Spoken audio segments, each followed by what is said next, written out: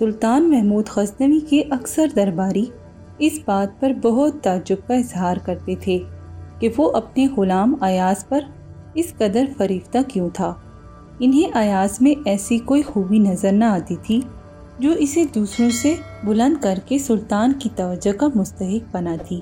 سلطان کے کانوں تک یہ بات پہنچی تو اس نے فیصلہ کیا کہ مناسب موقع پر اس اعتراض کا جواب دوں گا۔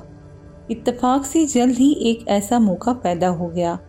ایک دن دوران سفر قیمتی سامان سے لدے ہوئے ایک اونٹ کا پاؤں پھسلا تو وہ زمین پر گر گیا اور اس پر لدا ہوا سارا سامان بکھر گیا۔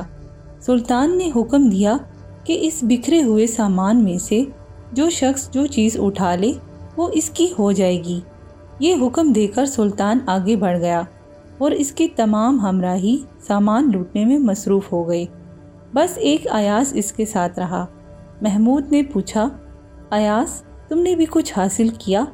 اس نے ادب سے جواب دیا، میں تو حضور کے جلوں میں تھا کیونکہ میری نظر میں میرے سلطان سے قیمتی کوئی دوسری شے نہیں۔ اب سلطان نے حاسد درباریوں کو بتایا کہ ایاز کی یہی خوبی ہے جس نے اسے ہماری نظروں میں معتبر بنایا ہے۔ اس حکایت میں ایک سچے خدا پرست کا کردار نمایاں کیا گیا ہے۔ دین کی کچھ باتوں پر عمل کرنے سے انسان خدا پرست نہیں بن جاتا، بلکہ یہ درجہ اس وقت حاصل ہوتا ہے جب اپنی ہر خواہش اور ہر جذبے کی نفی کر کے وہ اپنے مالک حقیقی خدا کی رضا کو اپنا مقصد و مدعا بنا لیتا ہے۔